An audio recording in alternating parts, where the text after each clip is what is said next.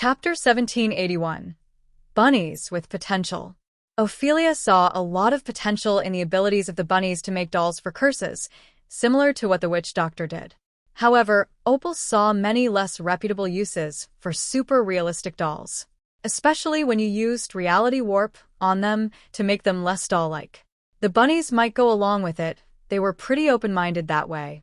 The only downside was that they wouldn't get any sort of combat bonuses, even with reality warp, so the doll maker wouldn't be as good as a golem master, even if they warped reality to make the dolls mobile.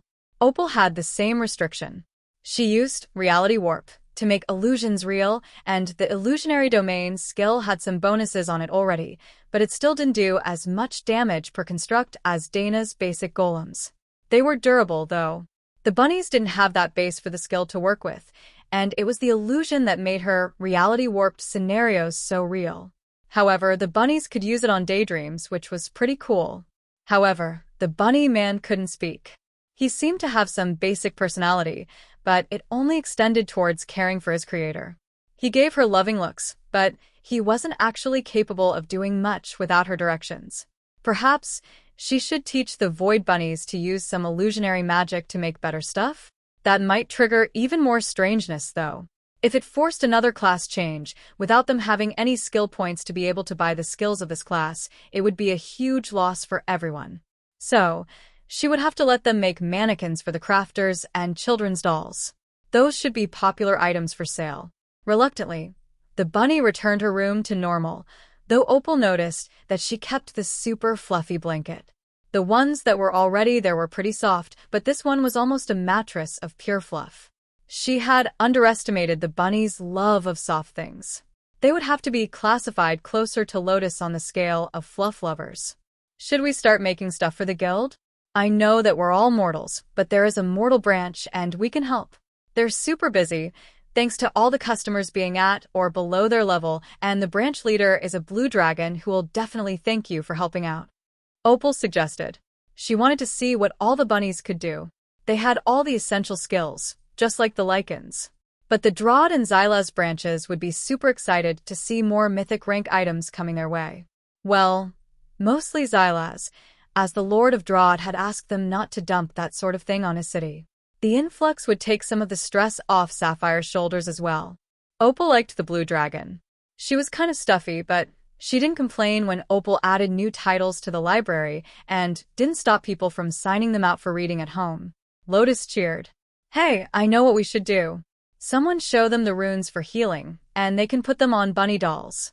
Like a trademark thing, healing bunnies made by bunnies of the Darklight host. The bunnies stared at her in shock. That was an amazing idea. They were reluctant to make things that hurt people, but they would definitely love to make healing dolls to honor the bunny goddess. You could make fertility charms as well. I know that the bunny goddess is one of fertility. So, having the bunnies with rune crafting make fertility and healing charms in the form of the goddess Lala would be the most bunny possible thing, right? Opal asked. One of the bunnies frowned. We don't all know one of those spells, though. I think that we need someone to show us the runes or teach the skill, or we won't be able to do it. I can do it. I got Druid class, so I can do the fertility charms and some healing. What class did you get? I got Archivist. But those three got Ranger. Getting rune crafting doesn't seem to have limited us to a crafting class, it just let us pick random stuff. Or assigned it to use without another option except warrior classes. Obviously, the bunnies would not have picked the warrior classes, so they took whatever was left. Alright, we will make the first ones, and you can copy them. That should work, right? The bunny nodded. I think so. It's still rune crafting, so we should be able to copy it once we know how it works. We just won't be able to innovate as much if we don't know the skills they're based on. The rangers should be able to make stealthy ones, I think. Maybe some attack ones too if we have to. But healing and fertility are best. The scene quickly turned into a communal brainstorming session, while the doll makers produced dozens of tiny bunny dolls, the sort of ones that kids would carry. It would be challenging to write on them, as they were soft cloth. The druids had a solution for that they would just make a wooden disc to put inside the dolls with the inscription. Lotus gestured to the kitchen. Cooks, with me? Let's make high-energy snacks for our crafters. They have a hard night ahead of them, and they'll need motivation. The cooks laughed, but they loved cooking as much as Lotus did, so they didn't hesitate to join her in the kitchen. They had just started their cooking mission when the smell attracted the two wayward scions of the local orphanage. Yuan and Tenna. Miss Lotus, are you making snacks? Can we help? I can taste test them to make sure they turned out right. Yuan offered. Sure, we can always use a taste tester. Just wait over there on the table, and someone will help you clean your paws so that you get all the flavors right. That was brilliant, Yuan decided. If their paws were perfectly clean, they would only taste the food. He usually didn't think about it. He would just give them a blast of dragon breath and call it good. Tenna did the same thing. Lightning cleaned claws very well. Chapter 1782. Armor Styles. The leatherworkers in the new guild house smiled as Ray appeared with a confused young mage girl. Maish had been minding her own business, studying new spells, when Ray had appeared behind her and simply grabbed her out of her chair to bring her somewhere new. Hi. The Lycans laughed. Good morning, girl. Are you the apprentice of Lady Ray? I don't think so. Maybe? She adopted me because I have soul sight and I could see her when she was invisible. Ray nodded happily. Now we fixed her eyes so she can see. But she's still got soul sight, and she's a golem mage. Golems are helpful in all sorts of situations, and unlike Lucille's, they don't pick things up with their mouths. Maish gave her a confused look. What sort of golems did Lucille have that would carry things in their mouth? She hadn't met the young Lycan yet, so she was unaware that the Wolf Lord had 8 werewolf-type golems as a class skill. I have decided that my mage needs crafting skills, so she will be joining us for a lesson on practical fashion, Ray explained. Maish sighed in resignation. There was no point in arguing with Ray. When the spider made up her mind that something was going to happen, it happened. It didn't matter whether that was a training session or the death of a sect. Either way, it would happen. All right, what are we learning today? She asked. We are learning the art of making armor that is both practical and pleasant to look at. Now, there are 3 major groups of this. Functional and understated, functional and intimidating, or functional and sexy. All 3 are essential to have in your repertoire. Since we have Maish here, I will ask her to demonstrate with some of the spare items I produced. Maish sighed. She should have known that there was more to this than simply being brought to learn things. But this raised other questions. Lady Ray, if I equip the items, they will bond to me. Ray shrugged. That's fine, they're all things that I made for mages, so you can just keep them and use the parts that you liked best. Now, the first set is the subtle. As this is a leatherworking class, it is naturally an all-leather set. Please put this on. Maish accepted the stack of leather and closed her eyes before equipping it. It gave her a few precious seconds to hear everyone else's response before she had to see it for herself. That was her comfort zone. She had been blind all her life, so she judged most things by other people's responses to it. That was the only effective way to tell whether an outfit was good or not. However, she never had the money to be fashion-conscious. The Lycan sounded appreciative, so she opened her eyes and found that she was wearing soft brown leather pants, fitted, but not too tight. It was paired with a soft green leather shirt thin enough that it hung like fabric and brown leather bracers. It was the sort of thing you could wear anywhere and not attract attention, but it was also epic-grade leather armor. This is actually really nice. The Lycans nodded. That was the sort of thing that everyone in the pack might actually wear.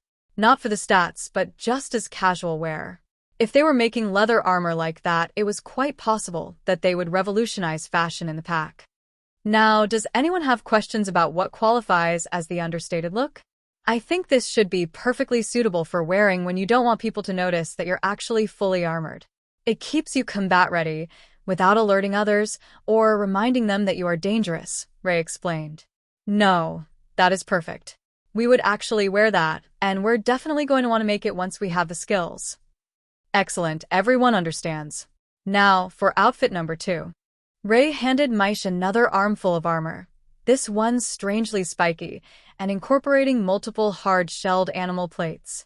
With some trepidation, she equipped the armor, and then giggled as she looked at herself in the mirror on the wall. She looked like some sort of crab demon lord. A very short crab demon lord at that. But it was intimidating. Probably more intimidating if she was taller, but still, the effect was there, and everyone could see that with just the right choice of exterior this could go either as a smooth and sleek heavy chitin armor, or the intimidating and aggressive look that Rey had chosen. Now, for the last outfit, we need another volunteer. For the concept of sexy armor goes two ways.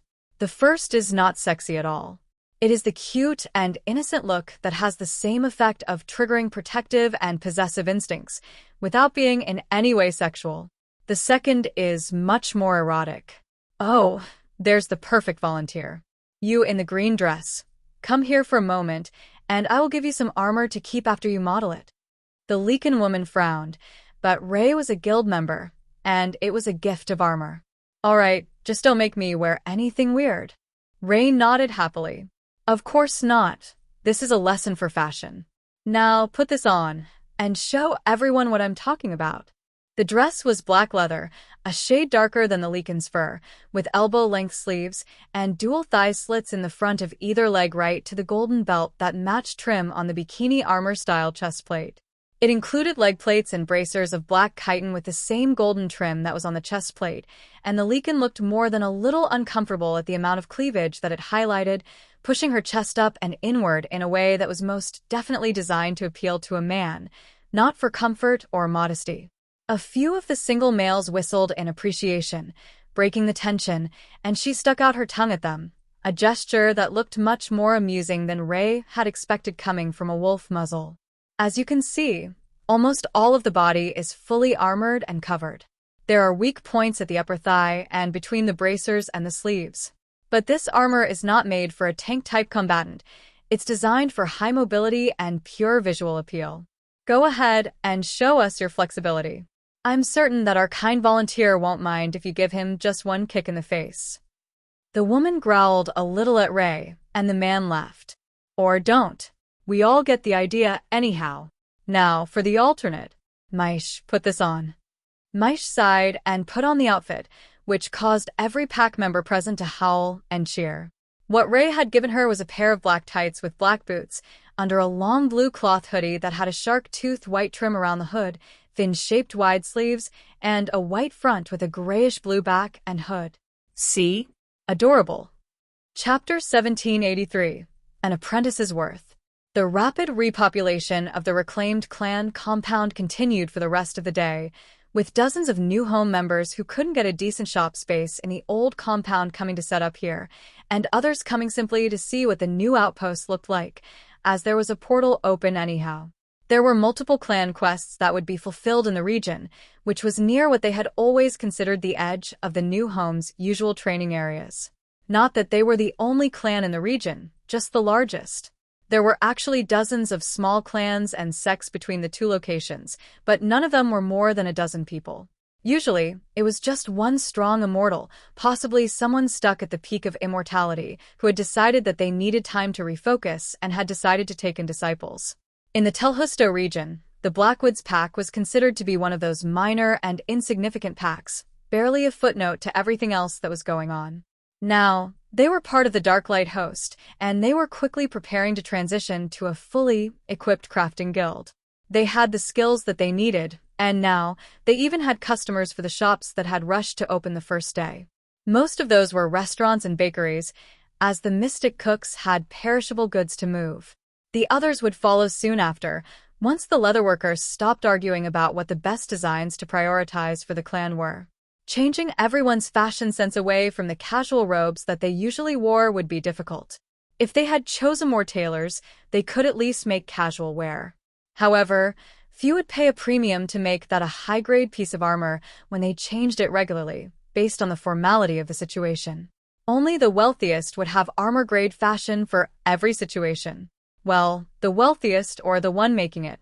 In this case, that was Rey, and there was an argument to be made that she might actually be both. Unlike Kara, who piled her loot into a mountain, Rey hid hers all over the forest in her space. Some was in trees, most of it was buried. But there were decorations everywhere, and many of them were incredibly valuable. And that wasn't even counting the chests full of carefully sorted clothing and armor that didn't meet her exacting standards.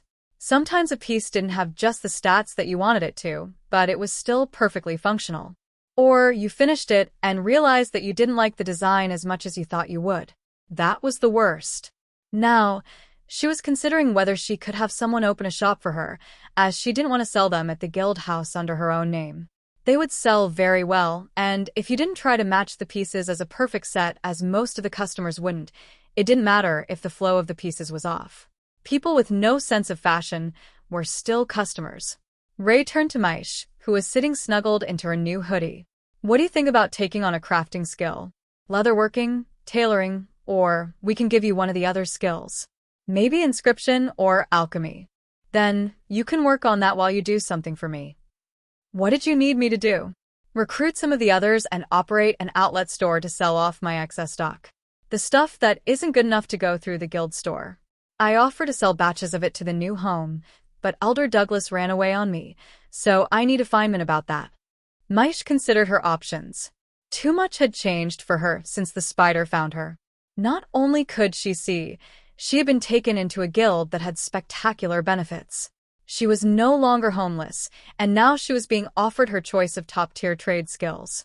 The sort of life that many immortals had literally killed to obtain. I think that I would like to learn tailoring. Is it wrong that I want to make cute things? I've never seen any of these things before, and I want more of them. Ray smiled.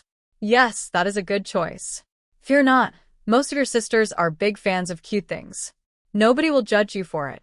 You've met Sister Lotus, so you know that you're still probably not the biggest lover of cute things in the guild. Maish laughed. She had indeed met Lotus a number of times before the priestess fixed her eyes. Her pet Tifa as well. Ray smiled at the mage. And tailoring is a wonderful choice. There are so many options just with silk, and then you get into all the other options like fur, scales, even plant cloth. Yes, we will have a wonderful time. Maish laughed. You seem to be extra eager to help me, compared to the others. Ray shrugged. You are mine, I called dibs. I don't know if you can just claim people like that. No, you definitely can. Carl does it all the time, and I do it in combat. It has to be a rule, even when I'm not planning to kill them. When you put it that way, I get what you mean. I was just misunderstanding the situation. She wasn't. Ray was not going to correct her, though. Having her new mage try to run away would just be a nuisance, and she was about to take her as an apprentice. An apprentice could be the front of their off-brand sales, no problem. But she couldn't trust an outsider with that. They wouldn't understand the glory of what they were selling. That was why she hadn't hurried to sell them to the clan warehouse, despite there being significant demand for new gear. They didn't have the proper salesmanship to really do her work justice. She had no problem accepting clan credits for it, though. Chapter 1784, Darklight's Silks Emporium. Ray grabbed her new apprentice and moved them to an empty store along a side street with a good view of the road. It had just enough shade that the rogues would be comfortable, and you could shadow step in at any time of day, while still being easy to find. A perfect balance of location that wasn't as noisy as the main street. Here we are. This is the perfect spot for a clothing shop of our style. Now, let me get you a proper trade skill, and we can get started. How do you feel about uniforms? I have no idea. I have an idea of what they are, but I don't think I've ever seen one. Right, forgot for a second that we only fixed your eyes a few days ago. Never fear. The Darklight Host shopkeeper uniform is adorable. Or we can put you in something that the shop sells. You're still young, so the options are limited, and we should likely go with a cute uniform. I would end up killing too many people if we put you in something intended to be sexy. Maish nodded. She knew that the world was full of creeps. She had experienced enough of that in her lifetime already. Especially being blind, countless people thought that they could take advantage of her or play pranks on her. However, the old ladies of the shopping district where she usually went to find work were quick to chase off the perverts. Now that she thought about it, they likely didn't look like old ladies either. They acted like them, but they were immortals, and everyone she saw usually looked pretty young and healthy, except some of the men, who had gone for an aged look that seemed to suit their notions of wisdom and superiority by age alone. That aging process was beyond Maish. What she didn't know was that it was all fake. The lady's beauty, the men's old and wise appearance. It was all done with skills, spells, and potions. None of it was how they would have actually looked if they hadn't altered their appearance.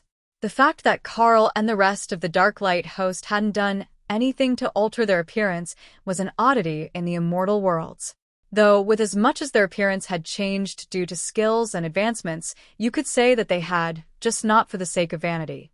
Especially Dana. Carl was much more enthusiastic about her change into a cute fox girl than she was. At least at the start.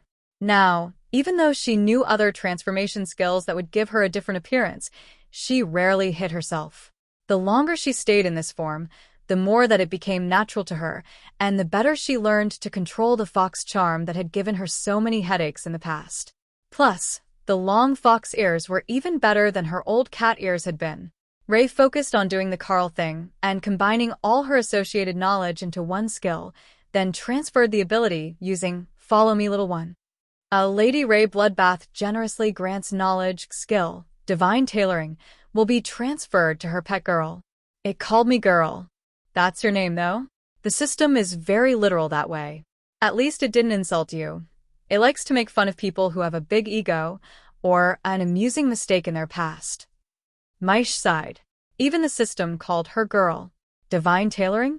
That's not what I expected. If you're that good of a tailor, why did you teach everyone else leatherworking? Because leather is best for armor. Unlike metal and gems, you don't have to dig it up. You can just kill things and skin them to get more materials, and the dungeons refill automatically. So, it's basically free to make leather armor. They can take care of all the important defensive stats, and we will do the fashion as well as selling the pieces that didn't work out quite right. I only sell the very best in the guild shop. And now, you will sell the rest here, while I train you to be the very best tailor that you can be. I don't have a skill to teach you to make silk yet, but I will work on finding one. I make all my own, you see. That made sense. Of course, the spider would make her own silk. I can't run a whole shop on my own. Maish reminded her. Not only did she have no skills of that sort, she had no idea what she was doing. Oh, don't worry about it. You just need to lead the customers to the best stuff and convince them to buy it. I will have someone make shop clerks and security. This place needs to be upgraded anyhow. Ooh, it also needs a name. Is there some convention to naming shops here? I never really asked about it. Maish shrugged. Most of them are named after the owner or their clan and what they sell. Ray frowned as she focused on finding a proper name for her outlet store. I have it. The Darklight Silks Emporium. That is what I shall name the shop. Now, where is that sister of mine? Opal is the one who specializes in making shops. I don't know how to use that skill. Sometimes I envy Kara and her ability to use nearly anything that causes chaos. Is that how it works? Her species can just use whatever is most amusing. I think so. Nobody claims to understand just how a chaos badger works. They simply exist and do things. Maish laughed. That sounds like something that Kara would say about herself, for certain. But do you think that we could do something different for the shop here? Like the whole town is lichens and some humans. But this is your place, right? So, why not make the security staff spider beastkin? Or dark elves? I've met a few dark elves before, and they had your morbid sense of humor. Ray smiled. I like the way that you think. Actually, I think that the Carl has stones that are made for that purpose. Oh, no, those are all mythic ranked. No good for store security. I will have to get him to make new ones. Oh. What are you going to get to run the shop? These super helpful epic golem and gargoyle hybrid constructs that have the basic skills of a dark elven priestess, but can't leave the shop. Not many people will try to mess with them, and they're really fashionable. Chapter 1785. A proper sexy goth cloth shop. Opal popped into the shop after hearing what Ray had planned. Are we making a super sexy goth cloth shop? Ray laughed at the excited Faye. Not so super sexy. This is our shopkeeper, and she's too young for such things. However, we do have sexy things for sale. Lingerie, sleepwear, some armor I made for succubi, that sort of thing. Got it. It's a thrift shop for people who don't deserve cupcakes. Maish stared at the forest trickster. How could you call an entire shop full of rare and epic grade fashion a thrift shop, even if much of it was made in mortal quality materials? Sure, People looked down on mortals, but most of their clothing was non-magical. Even a mythic rank outfit was far superior to what they were wearing. And if Ray had made it, the clothes likely had some sort of insane bonuses on them as well. Oh, before we get started, equip this. The hoodie is cute, and you can wear that whenever you're not at work, but at work, wear this. Maish equipped the pile of cloth and found herself in a high-necked Lolita dress with crinoline petticoats that made the knee-length skirt bounce when she moved. There were stockings that went with it, one leg black and one leg white, opposite the halved black and white pattern that the dress was designed in. Oh, Carl wears this pattern on his usual outfit, she realized. It's our guild color scheme, the same as our flag. Here, I've got a necklace for you with the Darklight Host Dragon emblem as well. Maish equipped that as well, and felt an unfamiliar pressure around her neck. Not uncomfortable, but she wasn't used to wearing any jewelry, and this seemed to be a choker of some sort. Perfect. Now everyone knows at a glance that you're under our protection. I swear we will find time to take you through some dungeons to build up your skill points soon. That's all you need to catch up to the rest of us. If not, I will ask Kara to just dump a whole bunch of mage-type skills in your head so that you can do mage things. No, I think that can wait, Maish pleaded. Letting Kara go wild in her brain seemed like a recipe for disaster. Opal laughed. You just gave her a crafting skill. She will get skill points as she makes things. Just don't make her work too much overtime, and she will build skill points slowly on her own. Ray frowned. That takes too long. Maybe we can take her with us to the Tell dungeon? She's lower level, so it should give her lots of rewards. The quality of the goods was determined by skill, but the level couldn't be higher than the creator. So, she needed Maish to at least get through the early stages and make proper spirit immortal items. You want the elders to bring Me. along on an ascended rank dungeon run? Isn't that asking too much? Oh, not the elders. Just Carl and the Dana Mage, plus you and the team. That's only 3 by the dungeon's count, since we can enter inside our space. It's ascended rank, but it's not highly ascended. Carl is already doing well in the Void Immortal realm, so his constructs are strong. And he's soul-bonded to the Dana Mage, so they're exactly the same strength. And she's a Golem mistress, so her summoned helpers are extra strong. So, you're saying that they can do the dungeon without the elders? Like, they're as strong as elders, even though they're just starting into the Void Immortal stage. Exactly. Most of that is the weight of numbers, but with us beasts instead of humans, of course we're stronger than the standard. Isn't that clearly biased, just because you're a beast? It's simple fact. Humans are weak and squishy. Barely a snack at our same level. Only when they work in groups can they take down magical beasts who have high intelligence and natural armor.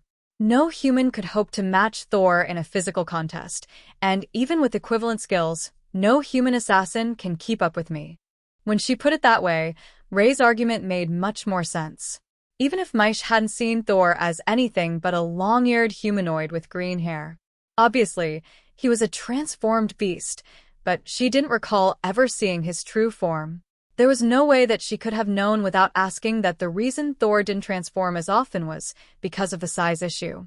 He was an incredibly social creature, but in his natural state, he was so much larger than everyone else that he couldn't talk to them properly.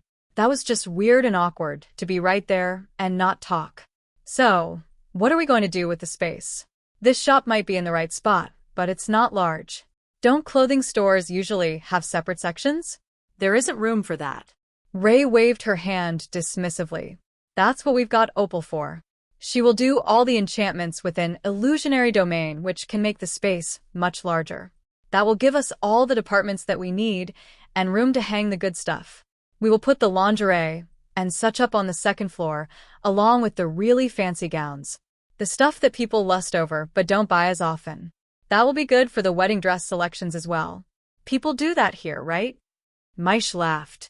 Yes, but not as often as you might be thinking. For most of them, they either call them cultivation partners to keep it from being serious, or they just don't put a title on it at all. However, most of the clans do have these huge holiday galas where everyone needs to dress super fancy. I used to hear people complaining about not being able to find the right outfit for it all the time, but I don't know what those outfits looked like. They had to be expensive, though. The The guards would chase me out of the streets when the parade to the event was going on so that I didn't bump into anyone with their fancy clothes. Well, that's just rude. I get that they gave you an apartment and food, which is nice. But it sounds like they were real jerks otherwise. I won't disagree with you. I've seen more kindness since arriving in the tiny world than I had ever. Chapter 1786. Maisha's Ideas. The space that Opal created in the small shop was surprisingly bright and airy, by Maisha's estimation. There were high ceilings, light-colored walls, a bright chandelier that cast even lighting over the whole space. It was magnificent, and as far from her impression of Ray as humanly possible. Oh, this is lovely. Somehow, I suspected something different. Ray laughed and gestured upstairs. The rooms that you're thinking of are up there. Dark and sexy, and filled with things that make mothers blush. Follow me, I will show you all of it, since you will be running the shop most of the time. Maisha followed her up the stairs and found that the upper floor was actually separated into 3 separate rooms, separated only by a pillar in the middle of the room and a color scheme. But somehow Opal had managed to make the lighting in all 3 zones different. This will be the gowns and finery. I do make some menswear, but that goes on the main floor. Then, that is the lingerie section, and this section is just for sexy stuff and leather that isn't armor. Leather stuff that isn't armor? You know, essentials like restraint hardware, flogs, handbags, and such. Maisha blinked slowly. How did those things go together, other than all being made of leather? I think that fashion accessories and bedroom accessories go in different sections, even if they're all leather. Ray frowned. That wasn't how she organized things. Well, we can try it your way. If you believe that you have better spots, I will let you try. It's a growing experience. Now, I will put everything out, and you tell me what needs to be moved. Ray quickly arranged the shop to her usual standards, and Maisha shook her head as she saw how Ray had arranged the leather section. It looked like a junk drawer. There was no organization. All right. First off, let's find a spot for handbags on the main floor. Move all the bedroom equipment to the right wall, where you will only see it if you're looking for it. That will draw everyone's eyes to the clothing and the leather accessories. Those will be higher volume goods. The shops back home used to sell a lot of accessories and trinkets. The rest looks good, with the gowns in front, so that the ladies have to pass all the expensive dresses to get to the other stuff. The lingerie section is scandalous. I don't know if it's appropriate to have mannequins that realistic. Opal laughed. They're not mannequins, they're the lingerie section staff. Gargoyles shaped like elves. I figured since you're part elf, having all elves working here would be comfortable. Not when I can see their nipples. You're weird. Opal adjusted the outfits of the lingerie gargoyles to ones that covered marginally more, with a translucent white silk toga over them, so that they could model for customers without fully undressing.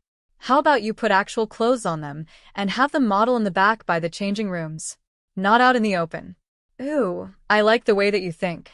Maisha shook her head in dismay. The Fae was definitely on a different page than she was. The outfits changed to simple long dresses with wide sleeves and a black spiderweb pattern over white. They were still low-cut and form-fitting, but they were safely on the elegant side of Maisha's sensibility.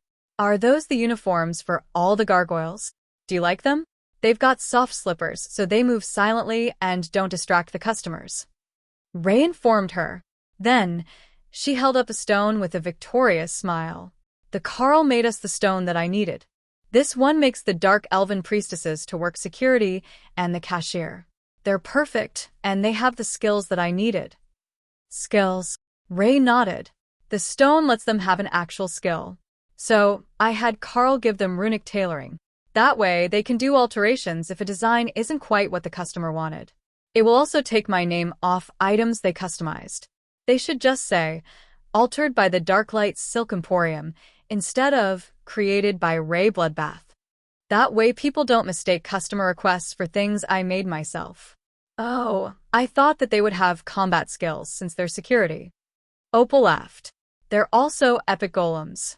They have all the skills and combat power of a dark elven priestess dungeon boss. Healing, shadow magic attacks, paralysis, agony. All the essentials of a high priestess of the spider goddess.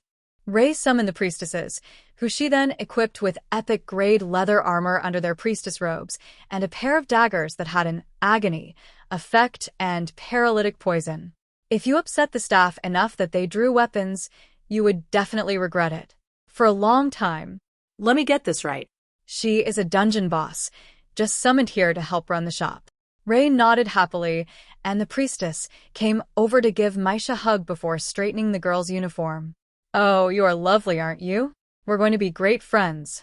Don't worry about anything, just keep the place stocked and do the promotions. We will keep the customers in line and handle the payments.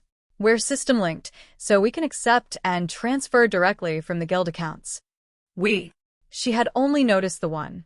There are 2 more priestesses here in the shop, one over by menswear and one upstairs. I'm on counter duty for now, so I started near the front. There was grumbling from the priestess in menswear, and the counter clerk smirked. "She's just mad that I got the good spot. If people cause trouble, it's almost always when they enter, or when it comes time to pay. So I get first dibs on dealing with it."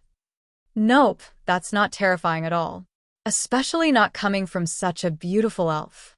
The priestess preened with pride, and Ray winked at her new apprentice. There are no ugly things in the shop. It's a point of pride. So we've got the priestesses, the woodland elven assistants, and you. And you are adorable. That covers all 3 major aspects of beautiful things. Practical, sexy, and cute. Chapter 1787. First Customer.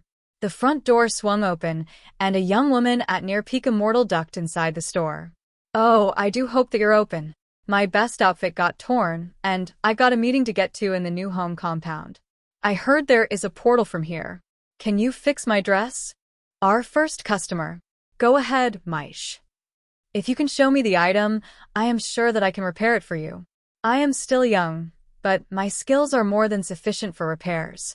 I am the apprentice of the proprietress of this place." The immortal looked relieved and handed Maish a tattered black dress. A moment ago, it was most likely covered in blood, but the system cleaned items when you put them through your inventory, unless you didn't want it to. "Oh, this took a lot of damage. All right, we can fix that. Priestess, can you give her a touch of healing while she waits?" The counter clerk smiled as she watched the young mage settle into her assigned role. It was good to have competent people. The immortal looked shocked when the healing spell washed over her, taking away all the lingering damage, as well as some of the old injuries that she had struggled to find a potion that could cleanse. "Maish will be just a moment. Would you like to see some of our alternate options? We have a fine selection of black dresses upstairs," the clerk offered. The immortal did a double take as a silk-clad wood elf came down the stairs to escort her. This place was too strange, and she got the feeling that there were only 3 living people here, while the others were something else. Not quite undead, perhaps constructs? Summoned beings on a high enough level felt different from truly living people, as the soul was synthetic and lacked that spark of divinity that others had. Of course, I could always use a spare dress. Ray followed them upstairs to ensure that the sales manners of her staff were up to par, leaving Maish to panic as she tried to use her skills for the first time. Mend item was a basic ability that came with the divine tailoring crafting skill, but she had never actually used it. First, she laid the dress out on the counter, then flipped it over to check the back. Fortunately, that was fine. All the damage was to the front. So, she turned it back and activated the skill, then watched as the torn sections wove themselves back together. It wasn't flawless, as there were some gemstone decorations missing that she didn't have a replacement for. But other than that small flaw, nobody would ever know that the dress had been torn to shreds a few seconds ago. "Here, I've got you covered. I will get Ray to give you the earth manipulation skill to make non-magical gems and trim pieces." Opal whispered. A second application of the spell had the dress back to perfection, with identically matched stones. Perfect. Now, we wait for her to finish shopping. Just fold that and put it in one of the bags. I know everyone has inventory, but the bags are essential swag, and they advertise the shop. That was brilliant. You couldn't just hand people gifts in a formal setting. You needed to wrap them. So, a gift bag was just the thing to finish the order. The sound of an excited scream from upstairs made Opal laugh, and she grabbed Maish's finger to drag the girl upstairs to watch their first customer. The dress would be safe on the counter with the priestess present, even if more customers came in. Maish sighed as she watched one of the gargoyles shimmy out of her dress and begin modeling lingerie for the customer, who was holding up dresses to compare them. The gargoyle had adjusted her size to perfectly match the customer, so she could see how it would all look on her own body. A little touch that Opal was very proud of. Making adjustable gargoyles was not easy. It's all very PG. The gargoyles are not anatomically correct. No naughty bits equal no nudity complaints. Again, Maish was certain that was not a thing. However, the way that it enhanced the shopping experience was incredible. Instead of changing a dozen times, the shopper could just hand things to the clerk. Then, the clerk made itself look like her and modeled the outfit. Alright, I need these two, and the 3 sets of lingerie. Then, that pair of strappy sandals. I don't suppose that you have a contact that can make those wonderful gargoyles, do you? That level of convenience is too good to pass up. The priestess working the upper floor shrugged helplessly. I do know the creator. Unfortunately, the magic that creates them is not easily portable. It's too large of a spell combination to put on a small item. It's imbued into the building itself. The customer sighed. Well, that is unfortunate. Still, I have made a great discovery today. When did this shop open? I don't remember the Hyperion sect having anything like this. The Hyperion sect was disbanded after their guild master was killed in combat against the Darklight host and the New Home Merchant clan. The victors have taken over the territory, and we have just set up the shop in the last 10 minutes. The clan is still in the process of moving in, and that's why we have a portal directly to the clan compound. Oh, so the rumors were correct. I understand now. I thought that the Hyperion sect had been subjugated after the battle, but they're gone entirely. Ray shrugged. The bunnies are with the Darklight host now, and the lone survivor of the sect who didn't flee has been inducted into the new home. Well, it's good to see that there is still some mercy left in the world. That is a precious resource these days. Ray nodded. Yes, it does tend to be in short supply. Now, I don't suppose you know who attacked you and why. If there is a threat to the region, it would be best if we knew in advance. The immortals smiled. They are no longer a threat, just a group of bandits. Wandering immortals, in more polite terms. They won't be threatening anyone again. It was just unfortunate that they ambushed me while I was already dressed up. How long do you think my dress will be? If needed, I can come back later. These dresses will do just fine for the event. Maish smiled. It's all finished. I've repaired it as good as new, and it's waiting at the front counter for you when you're done shopping. Compliments of the house for our valued customers. Chapter 1788. Can't mass-produce the good stuff. While Ray and Maish handled their first customers in the clothing shop, Carl was busy getting things set up in the guild store. Deciding what would actually go in the store and what would be reserved for sales to the warehouse was not a simple issue. The clan members could purchase with clan credit, but having items that weren't in the warehouse inventory made for an extra step between the clan and finding the items they needed. However, people tended to go to the shop for lower-grade items and custom order higher-tier items. Nobody set automatic notices for epic-grade items because it was so unlikely that they would pop up. People didn't usually turn them in, they traded them for items they needed directly. So, that was what Carl optimized the guild store for. The number of items that they had at epic grade or higher was already high, but Carl had plans.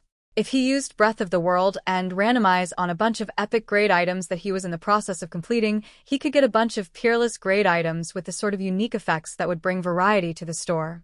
At this level, you couldn't just mass-produce good stuff. Well, you could. And he fully intended to. But you also had to have a few items that were so far out of the ordinary that people would come back just on the off chance that you had managed to find something of equal quality that might suit them. Breath of the World Artifact Grade Crafting Skill. When used during crafting, imbues items with the power of the World Dragon, increasing quality by 1 grade. When used on magical items or resources, improves quality by 1 grade. Hidden Effect, when used by a World Dragon or World Dragon avatar, can be used to create sentient items, imbued with system functionality. If used on a non-sentient or nascent magical beast, This skill will trigger immediate evolution into a sentient form 1 rank in potential higher than its base. He didn't intend to create sentient items. Not right now, anyhow. Eventually he would, but likely only when he was already making a peerless grade item. Upgrading it to unrivaled, with sentience and better stats, would be the sort of masterpiece that would set his reputation in stone across much more than the local region. And that was something he wanted to happen when he was certain that he had the power to defend his claim. The first batch of items that were up for upgrading were accessories. He had deliberately made them all different, all with related stats, tailored for different classes, in a way that Carl hoped was subtle but was almost certainly not. Though once he hit them with randomized during the upgrading process, they might be much more interesting. Carl activated the dual spell on the stack of accessories, and nodded in satisfaction as they all upgraded to the peerless grade, drawing an astounding amount of mana from him and the surrounding area. The disturbance was large enough that it brought the elders from the Leakin pack running. They thought that Carl was under attack, and someone had tried to ambush him with an instant kill type skill. Oh, you're fine? Sorry about that. I forgot to warn everyone about the side effects of large batch processing. It takes more mana than even I can store, and I was preparing a new batch of items for resale. Come check them out and see how they turned out. I used randomize on them, so even I don't know what sorts of stats and effects they might have, other than the base that I wrote into them with runecrafting. Elder Blackwoods picked up a ring from the counter and inspected it for a moment. This is different. I mean, it's powerful, but really? Carl examined the ring, and then laughed. Ring of the Phoenix, immortal rank, peerless grade.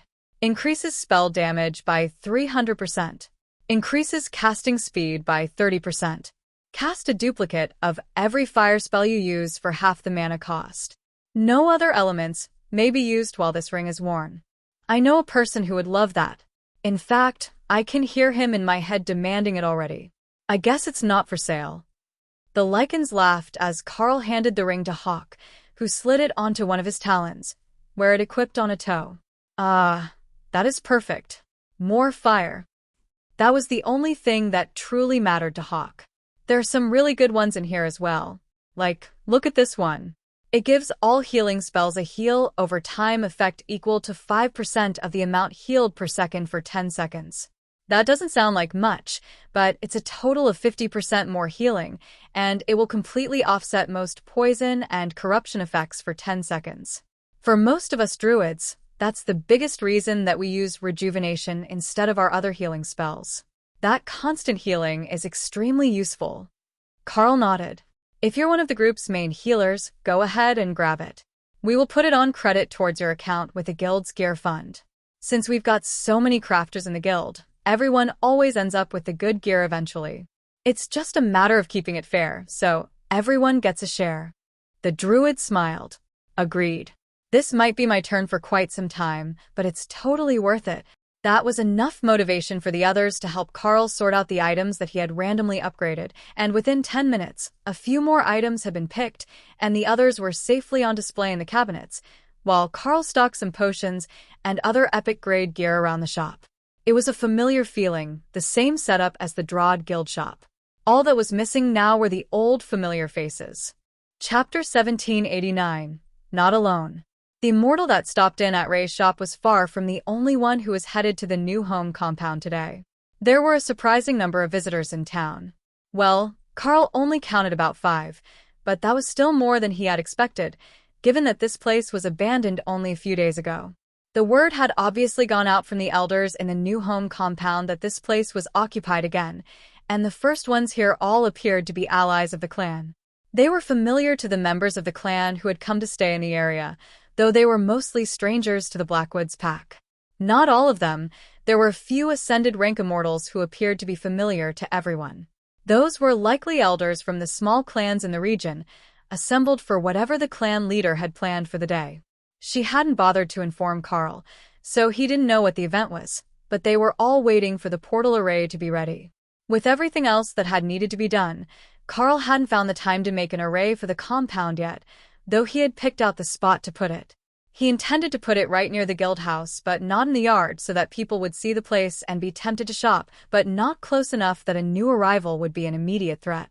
The guild house was near an open area with a small grass park, which Carl thought should do just fine for the purpose. With a guild store set up and ready to be operated by the new members who were eager to see their first sale as guild members, Carl stepped outside to make the final upgrades to the city. He didn't expect that his presence would attract any attention, even with his aura mostly unrestrained, so that everyone could feel that he was a Void Realm immortal. He was far from the strongest presence in the city now that there were Leaken elders around.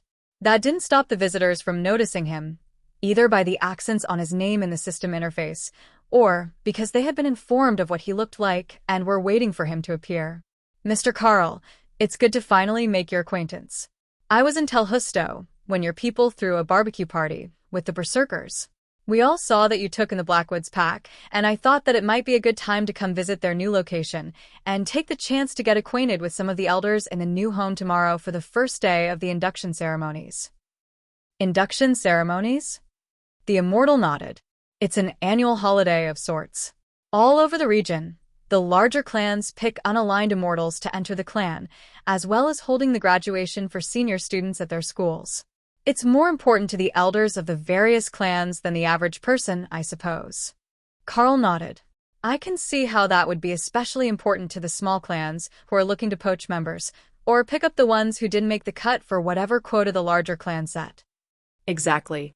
That's what we're all going to do, though most of them will try to put a friendly face on it and call themselves an alternate, or claim that they pick only those most suited to their clan when really, it's just anyone they think could learn their skills.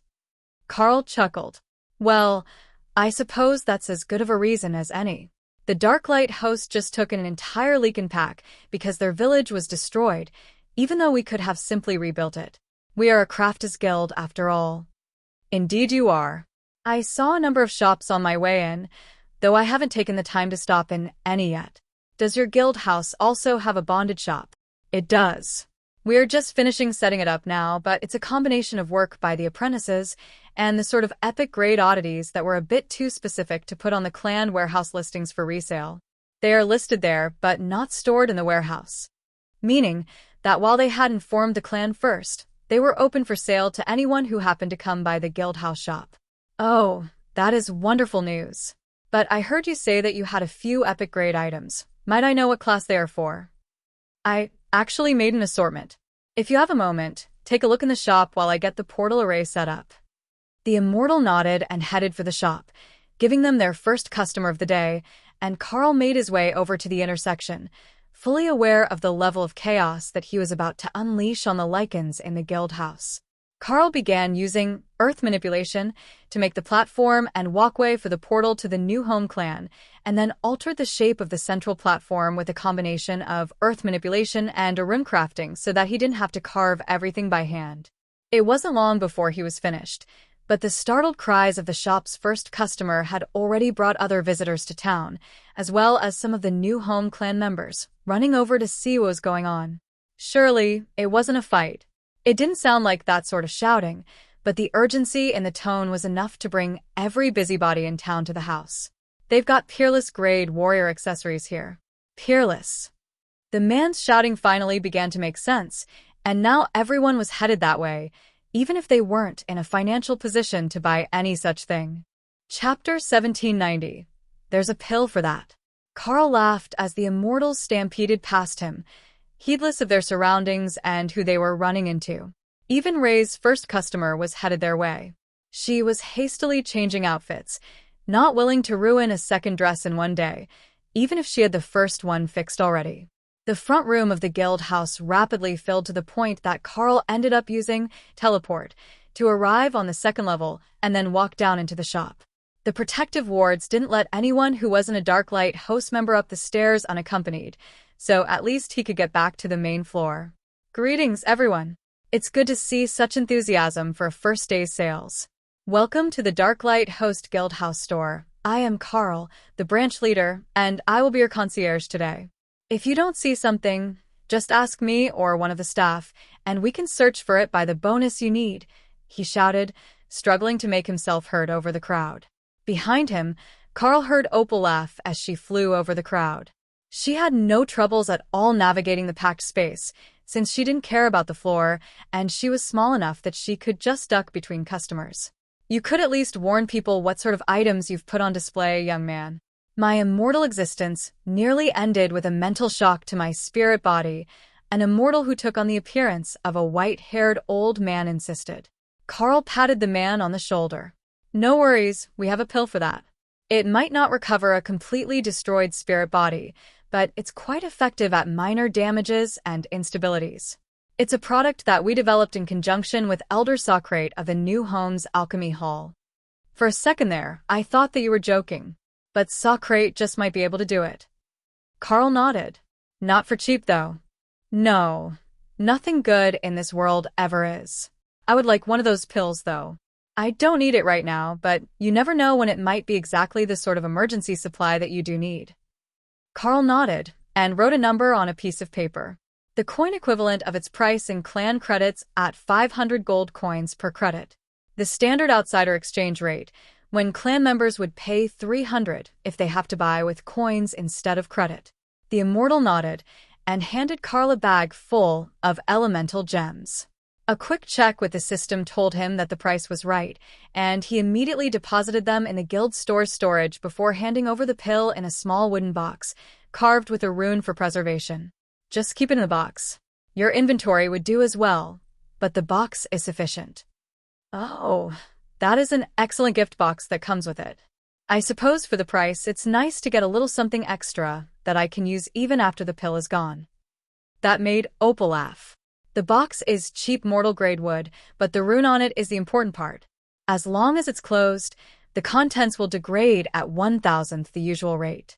It's an essential for alchemy of all sorts, we have found. Too many of the pills really need to be used within a few days of production. But with this, it can be stretched out to a few years. See, that is a thing that I did not know. I did know that all the good stuff is usually used the moment that it is created, but I didn't know that it was an actual requirement of the alchemy process. That's not my specialty. From the rafters, Remy lowered her upper body so she could join the conversation without being stepped on. Yes, it's quite a nuisance, really. Some of them are so unstable that just removing them from the alchemy cauldron causes them to begin instantly degrading. The only way to get full effect is to literally stick your head in the cauldron and stuff them in your mouth. The immortals nearby laughed. I suppose that's an option when you're that size. Unfortunately, the average human head doesn't fit in an alchemy cauldron. Not intact. Carl heard Remy think. This is our resident alchemy expert. She's a Naga matriarch, but still young and adorable. She's become good friends with Elder Socrate, and they spend most of their time together in the alchemy hall, he explained. It's a pleasure to meet you, Miss Remy. How has Socrate been? I haven't seen him in ages. He's good as long as we're in the alchemy hall. It's everything else that people keep making him do that stresses him out. But we got to do a dungeon together, and that was fun. We even managed to get some new plants for the hall, ones that were completely out of stock at the clan, not even seeds available. So, I think you'll be in a great mood in a few weeks, as long as those sprout as planned. As expected of the New Home's chief alchemist. But now, I need to get out of here before I am trampled. I came to spectate, and I've already spent more today than I should have, when I'm off to pick up new apprentices over the course of the week. If you're in the hall later, ask Socrate to come out and find me. The man vanished, using teleport to get out into the yard and away from the crowds. Many of the others felt the same way about crowds, but they hadn't gotten a chance to even see the item that had brought them here yet, much less try to buy anything.